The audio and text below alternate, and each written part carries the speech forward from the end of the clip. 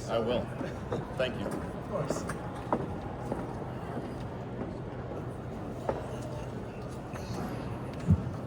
Thank you, everyone, for attending.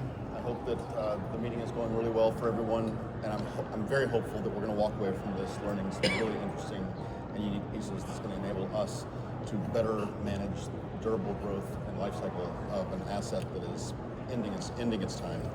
A lot of us are familiar with launch. There's been some great discussions today and yesterday on launch tactics, launch excellence.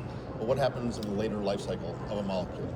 How do you manage that and ensure that you still maintain growth in the face of increasing competition and limited life cycle?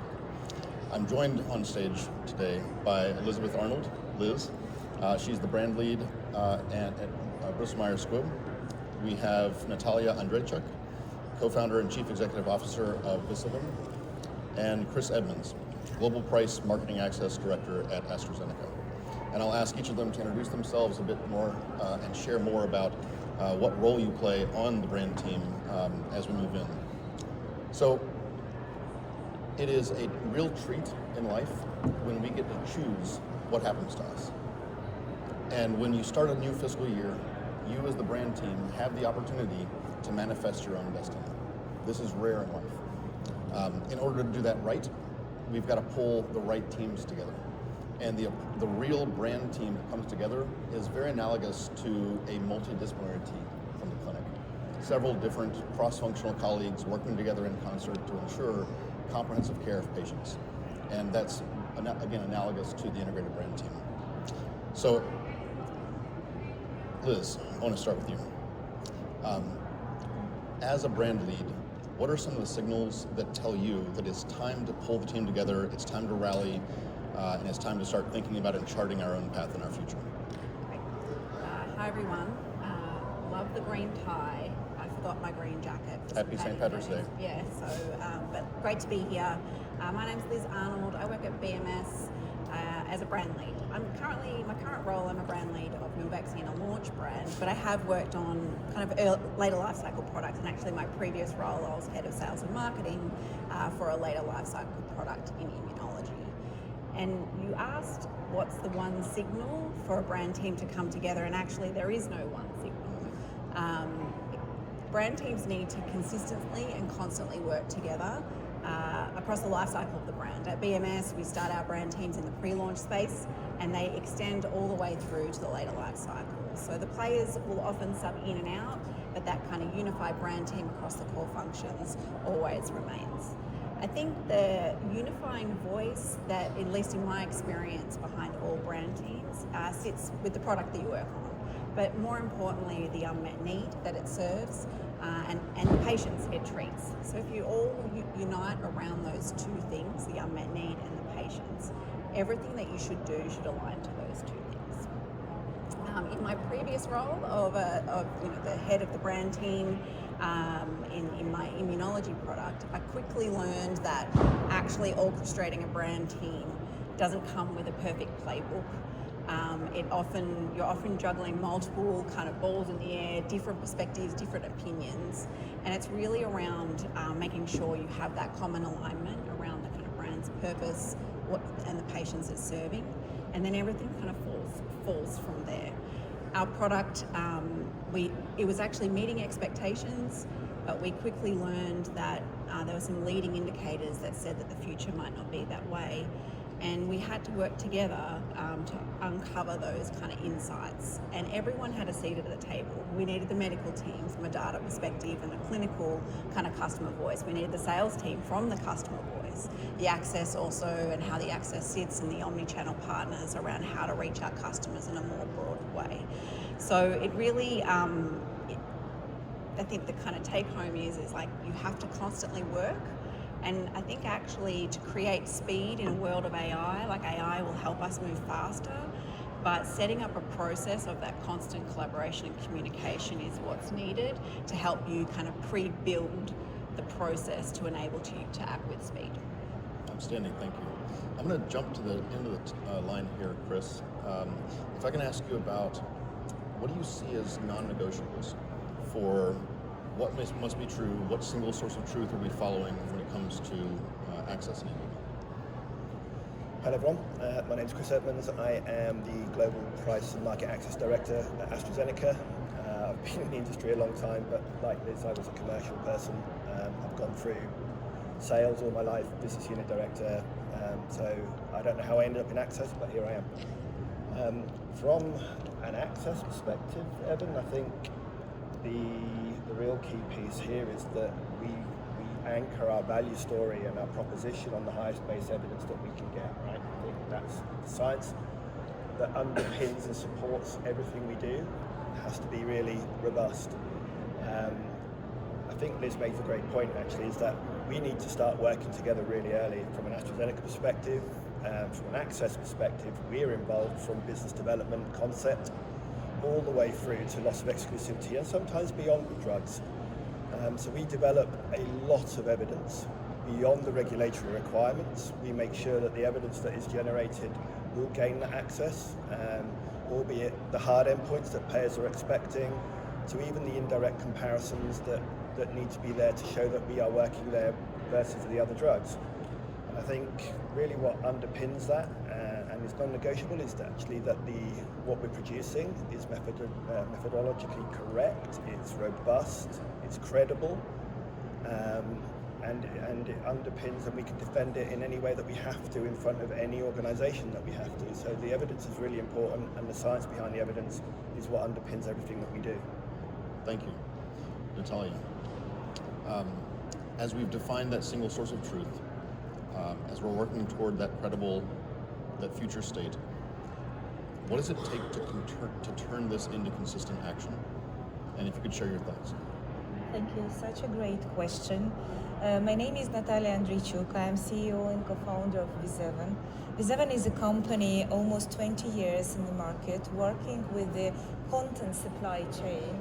So for our customers, we are delivering content velocity, omni-channel engagement. We have built eVisert and Eva AI on the top of that to accelerate this process. Almost 20 years, we are doing the very same thing. The technology is changing, but we are still accelerating and bringing the right message in the right time. So I think the almost every two words we can have here, the orchestration and velocity. So orchestration is a very powerful word. So what we can do in this very situation, the team is ready. So do not have these bombarding, or do not start, independently. So first of all, we have to analyze that we do not have silos between the IT, between marketing, between sales team, that we do have all this combination in line. Then, of course, we having this global to local or central to the smaller practices, where we have to follow the pattern to understand what pieces of our content strategy are fixed, right? So what do we not change? Like the key message, we are not changing, right? Like we are not changing the strategy. We can be flexible around the channels, because locally we can use the other channels. Localization, translation, transcreation, reuse as a flexible part of that. All of these things together, they are defining us as a team who can bring this together and start it together to move forward. So definition of this framework is helping us to get the roles, right? So in the team, so who will be the gardener of what? So what parts of the content strategy will remain stable through all this localization and transcreation? And then we can define the journeys, and we can think about personalization and the other touches, and then the channels locally. So that's all this together can be a very good start. So what I want the audience to take away from this is a team sport, that there is a shared truth that everyone must agree to. We move intentionally in that direction, and we leverage the pieces and people around us to make that vision into reality. But it's not always smooth sailing. Things change. Science evolves, new discoveries are made, and what we thought was going to be our eventual truth might need to shift a bit. How do we manage that? Managing change is not the loss of credibility. As long as science is the North Star, change is reflective of maturity. So what I'd like to do now, Liz, I'll come back to you. I want to talk more about being willing to bend, not break in the face of change, still maintaining that focus on our end state, but as we move along the continuum of maturity in an asset, to continue delivering for patients in an increasingly complex marketplace. Demeanor is that a brand's positioning is constant throughout the life cycle of the product. That's actually not true, and you need to actually pivot with the marketplace. What does stay true is really around the unmet need in the patients. The rest can shift, the competitor, the data set, guidelines, all of that needs to change, and you need to be able to pivot quickly. And that was the importance of the brand team we talked about earlier, and that process that you set up to enable understanding those shifts in the marketplace, diving deep and really kind of anchoring on where you need to go to drive your business forward. I think from a positioning perspective, if you shift your positioning, and in fact we did in our later life cycle product, then that should drive it. But you need to have constant alignment across the organisation, and then you need data to support that new strategy. So creating what we did in the example that I've shared is that we created a task force that everyone had a role to play, mining the data, the phase 2, 3, 4 data, to looking for those claims, to really understand where we can push the boundaries and drive the business forward. We leverage real-world evidence. How does real-world evidence support our brand strategy? And we also partnered very closely with legal and compliance, who are part of our brand teams, to really understand not what we couldn't say, but what we could say to anchor to that strategy. I think what really boils down to in the later life cycle product is understanding your source of business, and really understanding why you're getting business from here and not here, and anchoring your entire team around that why, and that will drive alignment across all of the cross-functional elements. So Chris, back over to you. Can you tell us more from your lens about what science as a single source of truth means, and what happens when the science changes? Liz makes a great point there about pivoting. Science underpins probably everything that we do, right? And I think if we're doing our jobs properly, we see those shifts before they happen, so we can help the team to pivot really quickly. And I'll even go to the extent of saying that, we can be at the forefront of those changes. We can develop the science, we can develop stories, we can develop evidence to actually move and pivot the market as we need to. So we go out there, if we believe in the science and we believe in all of the mode of actions and the efficacy of the drug, we go out there, we do our research, we speak to healthcare physicians, not just physicians, but payers and also the patients. And we come back and we design the trials and we design the extra evidence that's needed to pivot. So we can be at the forefront of that. So I think from anything, that the credibility in all of this is that what we do is robust, it leads the way, it's scientifically led, but it just anchors everything around what the patient needs and how it changes their lives. So yeah, we can change the science, we can shift the paradigm, we can shift the guidelines. But we need to make sure that we understand it as ourselves first. And once we understand that, we develop it. And then we develop it as quickly as we physically can. And as I say, we look at this way in advance, but we can still do this mid to late life. We don't have to stop just because we've got regulatory and a few trials behind our belts. We can carry on doing this right up to 6, 7, 8 years in and still make those changes as we get towards the end of life. So it's really important that we're ahead of the game. I think it's really important that we remember an adage of teaching an old dog new tricks. As the brand matures, it doesn't mean that it has to become brittle and static, and that as the science changes, so should the brand. Can I add one more point? Please do. I think, at least at BMS, people are often drawn to the launch brands, as you said at the start, because they're so exciting. Actually, working on a mature product, in my mind, is way more energizing, fun, exciting, because you have a plethora of data at your fingertips where you can mine, create, new, shift things together to be really creative and address a marketplace need that you know so intimately about. Whereas the launch is really just setting that foundation, and I think there's some real I find the end of life cycle products just as energizing as the launch brands because of that. You inserted creativity into an area where we absolutely need it the most. Of course, we need to be creative at the beginning of the life cycle, but it's near the end of the life cycle where you do need to do and you need to flex. Nataliya, if I can ask you to build on the creativity aspect of this, how do you maintain a coherent narrative across omnichannel when things are changing in a late life cycle product that has a large history behind it? It's a very interesting question.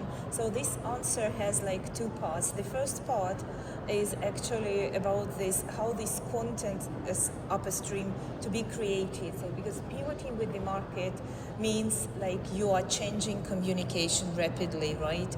So, and that means it's not always happening as a trick as we want to have it fast.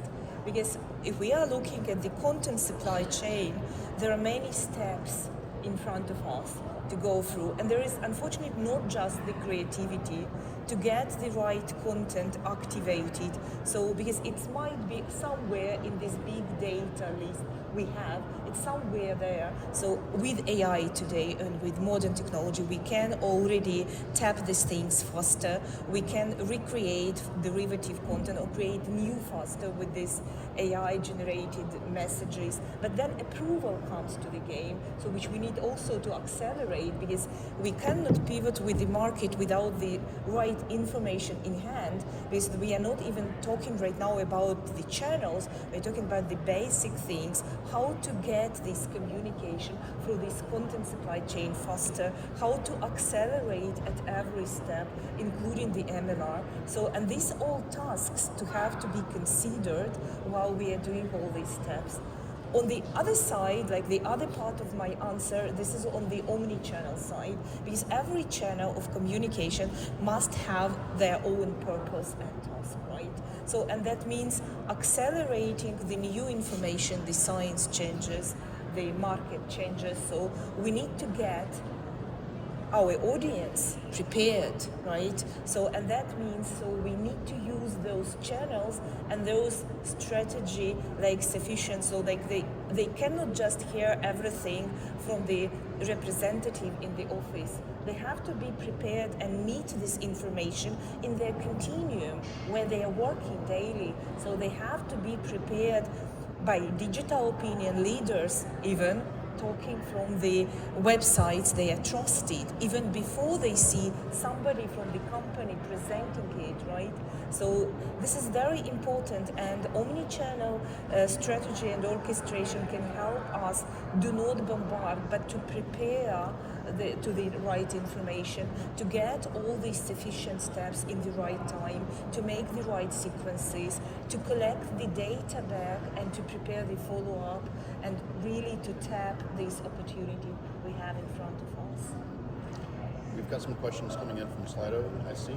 I think that now's a really good time to take a look at some of these. I think the one that we see on top here, how are you measuring omnichannel impact? Is it actually tied through to commercial outcomes? I'll take a stab at this very briefly because I'm the odd person out on the stage. I'm the head of medical. We've got some commercial colleagues here. The brand team is a multidisciplinary team. It's composed of various functions. It's not just commercial outcomes. KPIs are great, and KPIs in commercial, I'm not going to say they're easy. I'm sure they're not easy. But when we think about medical, KPIs are oftentimes qualitative, but we need to quantify the qualitative. So I would push back and say that how are they tied back through outcomes, maybe not just commercial outcomes. ATU is a fantastic way to do it, and sometimes I feel like ATUs are a challenging terminology, but unaided awareness. Year on year, unaided awareness from two different time points from HCPs will tell you if your omnichannel is working at a really high level. There's a lot of other deep dives, but I'd love to hear from some of the panelists on how are you measuring omnichannel impact? I can go first. So I think omnichannel impact, in the later life cycle of the product is critical. So you need to know your investment and where it's targeted and is it having impact. So that circular loop of kind of activity, data, feedback and impact is for me table stakes in how you set up your omni-channel plan. You need to make sure you have that circular loop so you can get that real-time feedback to then pivot and pivot quickly. So for me, an omni-channel plan is not complete without that kind of impact and link back to commercial outcomes. At BMS, we do it internally. I think field force is another one. They often see the obstacles before we even know them themselves, before the ATU or before the field force. So being able to triangulate both what you're hearing and what you're seeing in the data is critical to then help you to pivot or keep going strong if it's working. I would agree and just echo on this very answer that it is actually very important, in the first place, to set up those KPIs, right? So, and in the second place, we have seen every situation, and very often there is a gap between the KPIs and between the outcomes we expected from the campaign. And this is very important that the team working together, they agree on those KPIs and we are expecting them. Like we are not just measuring the clicks and the open rate, that we have the real KPIs to measure with. So, and then the other thing, the content production. So this very often the other silos. So then even the team agrees.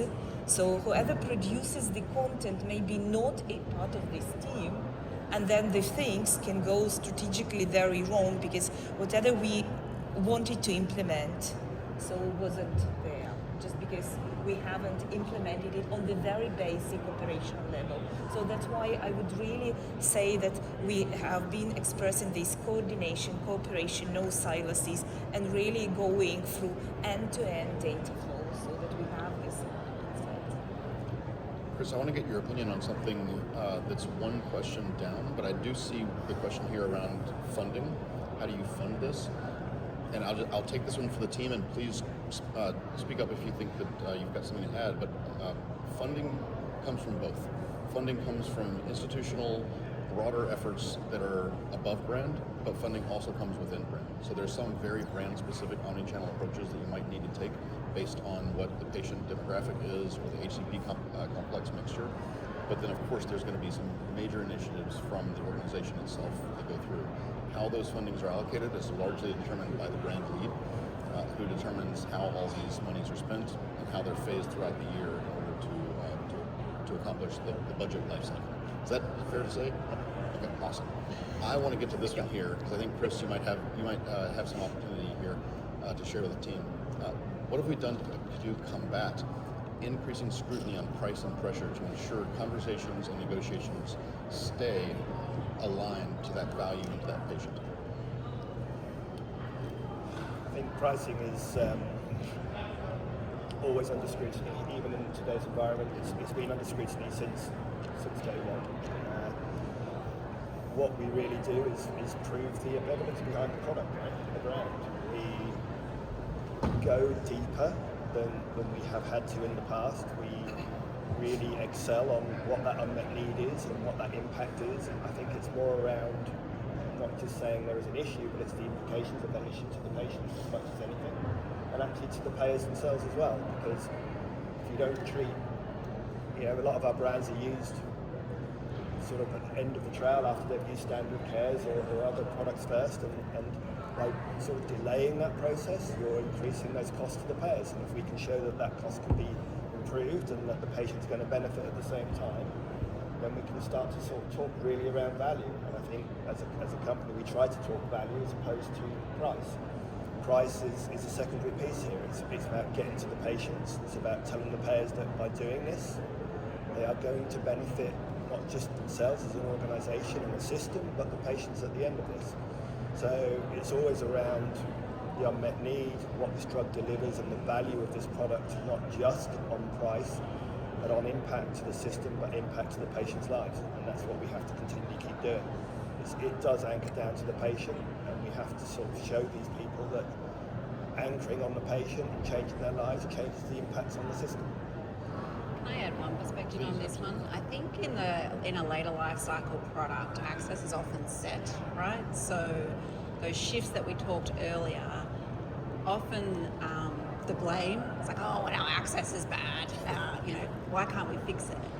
And I think and there is a couple of options ahead of you, but so one option is you can, devalue your price, but you're going to risk your P&L in that way. The other way is to accept the access environment and work around it, and work with the clinicians to really elevate the value of the product, the unmet need, the patients it serves, and then target a specific patient population that you have alignment with your clinicians on to maintain the value of the product, so you don't jeopardize price and your overarching P&L, which is really important in later life cycle. So I think we've covered the two there, the one in orange and the one below it in white. But I see one on the bottom here, I think it's very interesting. How are you balancing central omnichannel strategy versus brand level execution in practice? So this is beyond the funding. This is like, how are you actually doing it? I'd actually love to hear from all of our panelists on this one.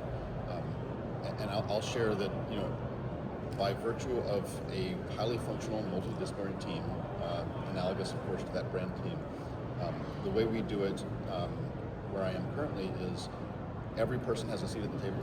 We all share the outcomes that our unique group hopes to manifest at the end of that brand year, and we have discussions about what do we need to leverage in terms of things that we're already doing from our corporate comms group, from other areas that are above brand, and what areas must the brand manage. We're going to move on after this question, and we're going to talk about the very late life cycle, what to do in the waning years of a brand where budgets might be tighter and slimmer, and where you might need to focus some more. And I think we'll address this a bit more also, but I'd love to hear from the team here on what are we doing in terms of central versus brand level execution. So for me, actually, the brand should lead everything from an execution perspective, and it should be anchored into that strategy and what I talked about earlier and aligned across the teams. Where I see the central omnichannel, I wouldn't call it strategy actually, I would call it capabilities.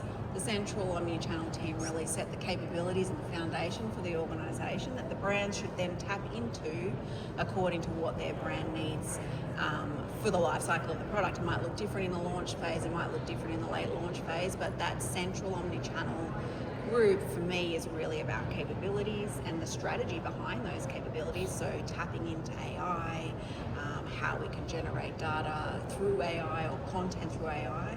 So that capability, and then the brand should always lead the execution of the omnichannel strategy. So real brand level ownership. Yeah, the central support is very important in the terms how the technology is provided to the team. So how the access to the right vendors, how the access to the right framework. So where all of these could be provided centrally, then the teams, really the executors, and then because that's only the teams can feel and have this responsibility for the success in the end of the day. Chris, how do we execute? Omnichannel from a payer perspective is sort of at the forefront of our minds, but we do put the KPIs in place. Working global, we're looking at the national reimbursement process, but we're driving down now further into the local and the regions. So having the KPIs in there, making sure that the regional access is in place is really important. Also, anything that includes really driving patient expansion, right? Not just focusing on what we're expecting to get. To your point, is access is set generally, but there's always improvements, and I think we need to figure that out and how we deliver that through the balance of what we're doing to your teams, to our teams, and making sure they're aligned. So it's not so much of a focus for us, but it's getting there. So to close out this section and move on to our final piece of the panel discussion, change in the face of science evolution is not failure, it's maturity. And the important piece is we must communicate that externally to all of our cross-functional counterparts and our stakeholders in an omnichannel format, led by execution at the brand level. So now I want to pivot and sort of look toward those late years. I think we all kind of understand what that means. That means that we're facing loss of exclusivity in the coming years. Our organization has reduced budgets and has targeted some of the more waning assets for those reductions. On my team, I lead a large medical team, and I like to refer to it as strategic narrowing. I like to communicate upward into the business and share that when you give us lower budgets, you're not giving us less so that we can do more. You're buying the lack of tactics. So with lower budgets come lower deliverables, but those deliverables must be the most critical pieces that deliver on the brand strategy in those late years. So Liz, how do you decide where those last dollars go? Yep. So I think it goes back to what I said earlier. You have to know your business, your source of business, where your business is coming from and why, and that will drive your marketing choices. You need to be very clear of what you're not spending on, and anchor into those tactics that kind of make the difference. And you have to be choiceful. So, for example, in the later life cycle product that I worked on, we made a choice to invest in positioning and messaging that resonated. We did not invest in campaigns. We actually mined all of the old campaigns to see if any of the older imagery could actually work with our new strategy, rather investing dollars there, because we knew we needed to invest the time and the energy in the positioning and the messaging, not campaigns. I think there's other really innovative ways that you can activate patients through patient advocacy groups and finding real life patient advocates and pulling them through MPP or omni-channel. And then lastly, from a field force, again, it goes back to understanding your data and be comfortable with having white spaces in the country. So don't have investments in those low pocket geographies, and double down in those high pockets where you know you can win. I think the other piece, and there's a question around here, is then this organization. How do you get the organization behind? So I think it first starts with the brand team. You have to all align on your marketing choices of where we're going and where we're not going. And everyone has to be saying the same thing to leadership. I think the other piece is that having an enterprise mindset, so you can fight for the last dollar all you like, and they'll just say, no, it's going over to this launch brand. But you need to be clear of the trade-offs and the enterprise. So you go, okay, fine, I get the enterprise priorities, but here's the trade-offs you're going to make. And I think the other piece that I would add, and I'll give you an example, is we've all been in situations where there's been an ask from above, we need extra money for X project. Everyone go through your budgets, find your money. The leadership team I was working on, the other brands had huge budgets and were giving up millions of dollars. I came to the table with $200,000. And everyone laughed at me. I said, that's all I got out of this shoestring budget, but I'm willing to give you this because I understand the enterprise priorities. What that does, it creates credibility. So when you actually need the money, you can ask for it, and you get that credibility straight away from your leadership as well. That's a wonderful point, because building that long-term credibility means that not only are you visible as a leader in the organization, but that you're supporting the brand in this late life cycle. Right. Chris, so what evidence and value work is worth protecting when you do have limited budgets? I think if we're going to make cuts, we tend to cut the peripheral work. We don't cut the engine room that keeps us going, keeps our value and our propositions in place. I think we have to get a little bit more clever, to Liz's point earlier, about how we start to get around some of the access and some of some of the positioning and finding those patients. So we start to think about how we can invest our money a little bit more sensibly in real-world evidence, for example, the effectiveness of how these brands are performing actually in the real world. So a lot of our time and effort will go into designing these type of trials that can show that actually using this brand versus what you're currently doing does perform. It does give you what it says on the tin. So that's really important. I think with the shifting in that sort of real world evidence changes the shift in the economic messaging that we're giving. So we really will not give up our economic side of pieces of things. We need to keep our economic models up to date. The shift in evidence, with the shift in data, we change our models regularly just to make sure that the message stays the same.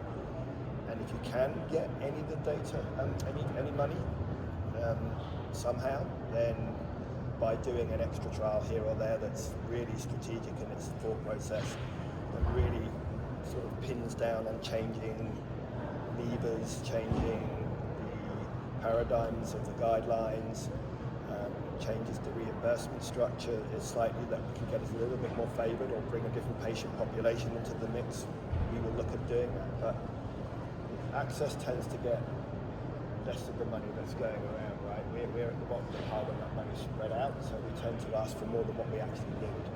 And to your point is we try to spend it as effectively as we can so we look credible in our ask. We don't want to give it back. Right. Because if we give it back, we don't get as much the following year. So we do plan ahead. So that's really important on what we do with our data. And Chris, if you need some additional budget, I heard that Liz has 200,000. Okay, Yeah. just as a heads up. Always. We'll be knocking on the doors. Right.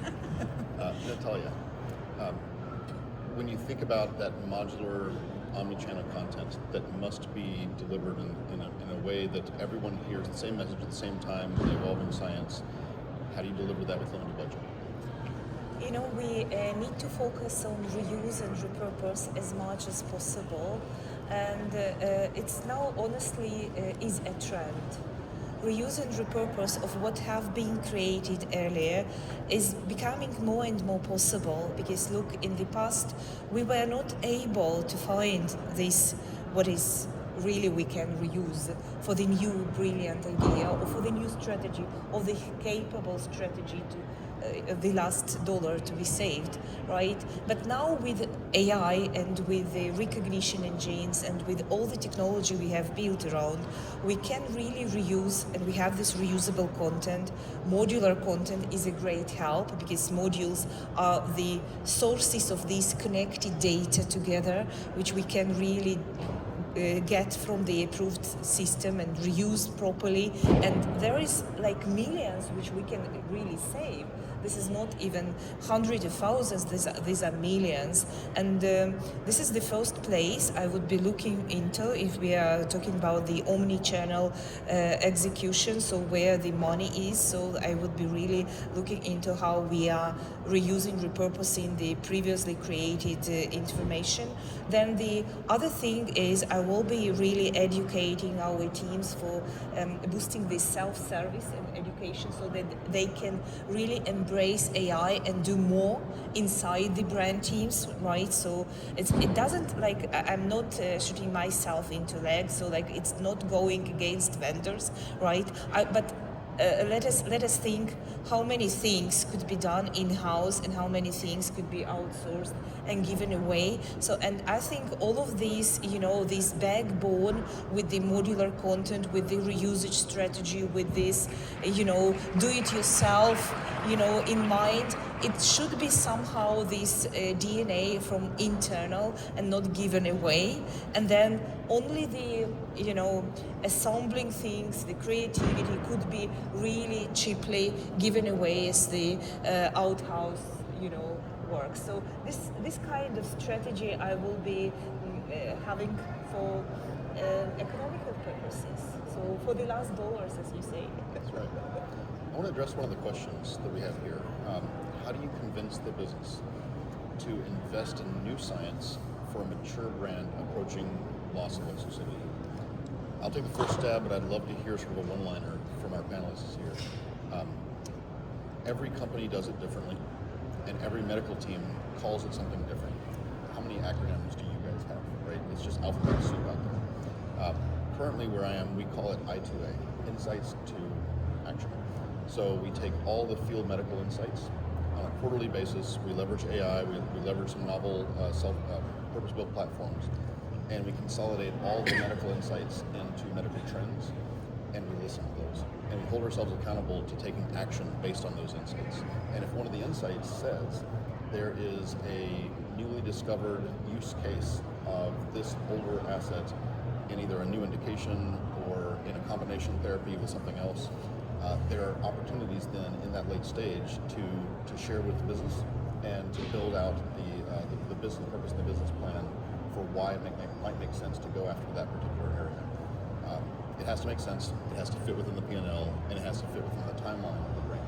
But once you can thread that needle, I think you can make that business case to your senior leadership that it is worth investing in a real-world evidence project to collect data of label-adjacent use cases to submit to the NCCN, or to publish in a white paper, or to leverage scientific information for unapproved uses by the FDA to communicate that externally. What other ways do we convince the business that now is the time to act for an older asset? Yeah, I think I agree with you. I think you need to have your plan backed up by data, both from a science and an impact perspective. So what impact will it have? So you need to know and be able to tell that story clearly. I think you need to be able to understand the enterprise priorities as well, and where this kind of fits within the enterprise priorities, so then you can pitch that accordingly. I think you should also show that you've mined your P&L and you're willing to give up X, Y, and Z, but you still need a bucket of money to fund it, so you can show that, like what I talked about before, that you've showed those trade-offs that you're willing to make. And I think the other piece is often these studies or this activity or whatever it might be helps the enterprise as a whole. Like you get learnings that you can apply to other brands. So being able to show that application, not just for your brand, but for other brands or the enterprise as a whole will also help. Chris, Nataliya, how do you convince the business to move? Everything that is said, but supported by the access. Brilliant. Right? Supported by the analysis that we do. So we work hand in hand. We either come with some ideas if we think there's an idea. To be honest with you, it tends to be some of the medical, or we sit around the table and we come up with something that can expand the life, get to new patients, even get to new regions or countries. Then we just figure out how we're going to do it. So it's everything that is said. From the vendor side, it's always to show the economical value, it's always show the patient's value, it's always show the bigger commitment we can have to all of that. So this is how the convincement is happening from our side. So Liz, Chris, and Nataliya, if I could ask you guys for a one-liner, what is a key takeaway that you'd like the audience to walk away with today from this panel discussion as we've talked through how the brand team comes together as a highly functional group to identify the right priorities and focus on the remaining spend in late life cycle? What do we want to walk away with driving sustainable growth in late life cycle management? Okay. I've got probably two things. Strategy should always be your North Star, and the alignment of the teams around you is critical. And I think it's more about a question if you're a brand lead. Are your teams executing your strategy just because you told them to, or is it because they truly believe in it? So that kind of creating belief and followership is critical. I will like that. Chris? Well, I think it's a credibility part, right? Credibility is not about saying that our plan is right, but it's showing that the changes we make to our plan has real sort of science behind it. Looked at it, really sort of said, this is why we're doing this. It's credible in how we've done that. And I think if we anchor everything we do from a payer perspective to that science and the changes that we make, then go out there and we'll stay credible and we'll keep producing the science. So it's all around the credibility piece for me and underpinning everything with the science that we do. I would say there is no small win. There's actually a big win, and the bigger potential is in the assessment of your content supply chain.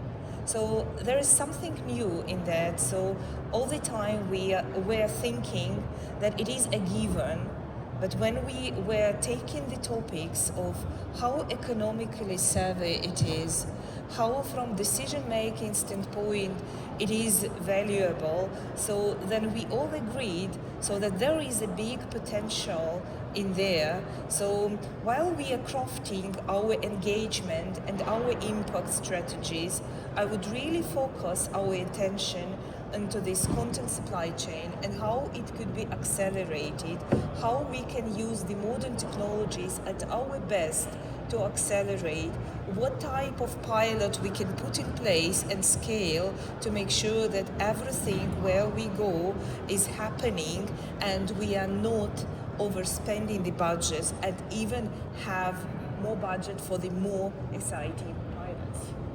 Well said. So, in summary, in order to drive sustainable growth in a late life cycle product, it is, spoiler alert, it's about the people. It's about the team that comes together and builds that brand and builds that shared future. As you said, something that really resonates with me. My leadership style is I want to have a shared vision of the future so that everyone believes that we're going to accomplish what's set out in front of us. And that when you leave that meeting, you don't have to chase, you don't have to follow people up. If they believe in that shared future, they're going to take the next right action, even when they're in a vacuum themselves. So it's about the people. It's about delivering a North Star that involves the patient and the strategy to get the patient the best care possible. And it's about omni-channel approaches to ensure that you're having the right conversations with the right people at the right times. And then it's about doing less with less. But that less you're doing, the strategic narrowing, that's focusing on only the things that are going to deliver the most impact to your brand. So with that, I want to thank my panelists, Liz, Nataliya, and Chris. Thank you guys. You guys I was also taking notes. I was like, hey, teaching you dog new tricks, quantify the qualitative, team sport with shared truth. I've had some great thoughts. Elizabeth, you mentioned common alignment around brand purpose. Mature brands can be exciting, and brand positioning need to pivot as needed. Again, I think wonderful lessons. Chris, you mentioned science underpins everything we do, and you mentioned talk about value, not price, and I think that's stuck with me. And Nataliya, you mentioned the right message at the right time, and quite honestly, agreeing on the team KPIs. I think all some wonderful messages. This panel has been extraordinary. So thank you, everyone. Please give them a round of applause. Thank you guys. Before we leave, I think we have